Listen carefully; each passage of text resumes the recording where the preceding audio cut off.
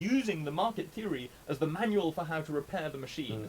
But the two are a long way apart. Yeah. Now, that means that when we try and repair this complicated machine using the market model, it's a little bit like trying to repair a computer looking at the washing machine set of instructions. You're almost certainly going to do a lot of damage to it. Yeah, no, I think you put it brilliantly. I'm not against kind of abstraction and modeling. I mean, the world is complex. We need some kind of simplification to be able to deal with it, especially if you, like I do, believe that our rationality is limited. Yeah? But I think the problem begins when you actually think that this is the correct representation of the world. Yeah? I mean, if you took market economics and said, this represents this particular aspect of the human interaction related to these activities, then the who's going to complain that, I mean, because there are a lot of the valuable insights in the free market economics.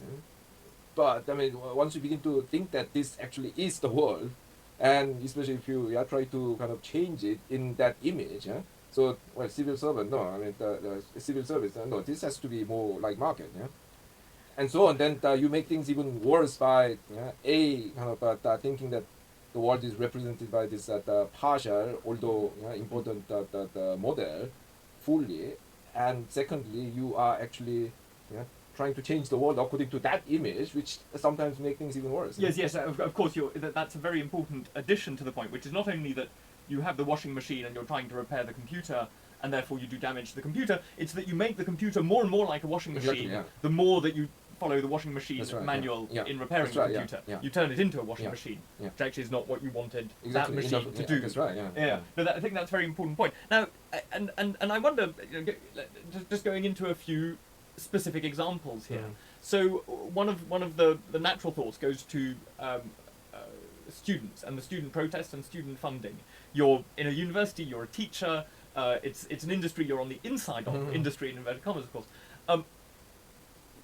Do you think that this is a piece of marketization that the government is unwise to go in for? Do you think that how do you apply this thinking, your thinking about markets and reality to a case you know well, which is education? Yeah, no, but in all this debate, the first thing we have to actually debate before deciding whether students should pay £3,000 or £1,000 or zero or £10,000 is why we have people in universities. In the book I try to argue that actually the productive contribution of much of university education is rather low, which is not to say that you shouldn't have university education. I mean that you can argue that the more educated society makes a better society, and therefore this is the price that we all have to pay to have a the more, if you like, I don't particularly like that word, but the civilized society, or maybe that you should you could argue that education allows people to realize themselves better, and therefore the more education you have, the better it is. I mean, I'm perfectly happy with those kind of justification. In which case, I mean, the free university education will be justified. On the other hand, if you see it as basically adding to the individual's productivity, then of course those who benefit should pay. I think the truth is somewhere in the middle. I mean, we all benefit from having more educated people, partly by raising productivity, but also by making societies better in some broader sense. But I think it's not the black and white. How much here do you think, in a sense, is comes down to bad measurement? I mean, what I mean by that is the concept is right, but the way that we realise that, or the way that governments have tended to realise that concept is wrong, because we talk about what is the productivity of education. Yeah. The productivity is meant to somehow be a measure of how much output do you get for each measure of input.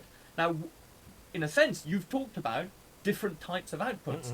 Self-realized individuals, right, a social group that has a high degree of self-understanding, or something like that, the civilized word you didn't like, or the output is marketizable value, or it's hedonic value, or whatever. Now, in a sense, do you think that one should continue to be thinking in terms of productivity, but simply get the outputs right, to recognize that there are outputs which aren't market prices, measured by market prices? Or is there a problem with the view of education being instrumentalized in that way? Oh yeah, no, I'm of the view that education has intrinsic value. So I don't think it's right to measure it purely on the basis of input-output analysis, even though some of those outputs may be less measurable, qualitative things. But the one doesn't have to be kind of too extreme in either of these. I mean, everything is in the end going to be some kind of social compromise. So at the moment, the debate is too much kind of polarized. On the one hand, there are these the people who say, well, education is good. Everyone should pay for it. That collectively. Others say no. I mean, why should some poor people pay for these middle class kids getting a higher qualification so that only they would become richer in the future? The beneficiaries should pay, and so on. Now, I think this is of course, I mean, they are internally consistent positions, but that you are not going to solve this problem by having this kind of debate, because these two are basically incompatible. So you'll have to bring in a broader view that A, education has intrinsic values, and B, even in terms of its the kind of productivity, some of the products are actually things that are not marketed, even if they are somehow factored into market prices, are difficult to measure, and you have to strike some kind of balance between these things. So one of the arguments that the pro fees people make is that is that students who really think hard and are really engaged and committed to what they're doing are going to be better students. In other words, it actually transforms the process to have this personal responsibility element in the education. Now, again, this seems to me to be a coherent point of view, and maybe it's even psychologically accurate. In other words, are there, and my question to you is, are there cases where the process of marketizing might actually have systemically and psychologically beneficial effects? Yeah, there's some of that. I mean, I remember, reading about this article. I haven't read that article yet, but about this article, that even if it's a kind of very nominal sum, if you make people pay for their tickets for a debate or lecture, more people turn up, because that it creates this kind of psychological commitment. I mean, it's not the monetary commitment. It's like £2 or £3 or whatever. Okay, I mean, it's not nothing, but no one's going to But it organizes your life. That's right. Yeah, it's a way of organizing your life. That aspect, but on the other hand, you also have to kind of put it against bigger context, like people from lower social classes, especially in this country, are already kind of psychologically kind of demotivated, in the sense that they think, well, these degrees are not for me, and that even if I get in there, I wouldn't survive it culturally. Even if I graduate, it will be all kind of all the good jobs will be taken by Oxbridge graduates, and so that in that kind of cultural context, the additional fees will be a kind of preemptive deterrent for these people even to think about education. So when you have that kind of backdrop, I think it makes sense to put the fee at a reasonably low level so that you benefit from that psychological commitment effect, but also you don't make kind of this deterrent effect even worse. Or possibly means test the fee. Yeah, we can do that too, you means test it on the basis of the parent's income. You have, again, this is an argument you make in the book, in your chapter on fairness, I think. On the one hand, you talk about this notion that Bourdieu makes a lot about, which is the inheritance, the social capital that people get simply from their class background, and how much of a barrier that really is to people who haven't inherited that again, another bit of those, that subtle social capital that there is, that gets transmitted through families, through your environment, through the people you interact as you grow up, and then you don't attribute it. But I think it's an argument that Gary Becker's made a lot of. You then said, yes, but surely universities should be doing everything they can to get the very brightest, regardless of the social capital that has been inherited. and therefore the market should get rid of discrimination. There should be a great equalization that happens. Yeah. No, but unfortunately, that brilliance or ability or whatever you may call it is already colored or damaged by your social background. So that these people typically lack self-confidence. That movie History Boys was really, yes. The good in portraying that aspect. So yes, the way you measure ability itself is dependent on the kind of upper class culture you have, and therefore you have the wrong accent. The people are immediately going to think. I was interested. So as I'm sure you know, Gary Becker did his PhD in sociology.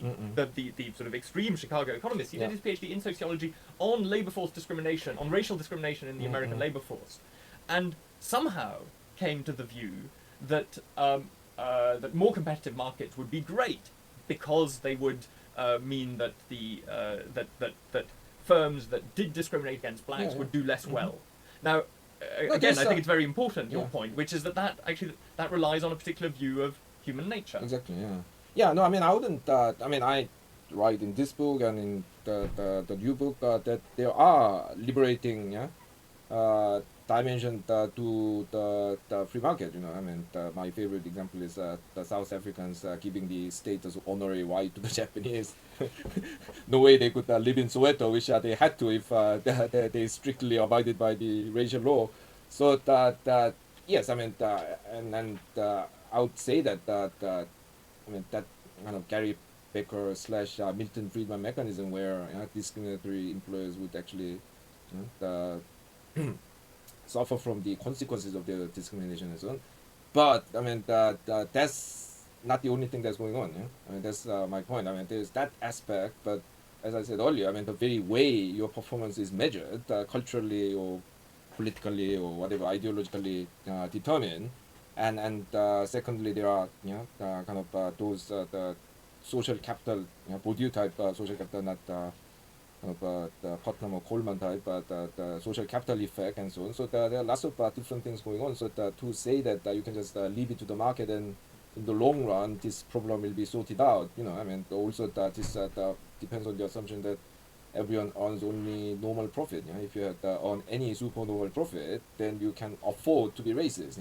Because you are not going to be competed away by your non-racist competitor. This seems like a very good point, actually, and there are lots of interesting links. Very good point to talk a little bit about the financial sector.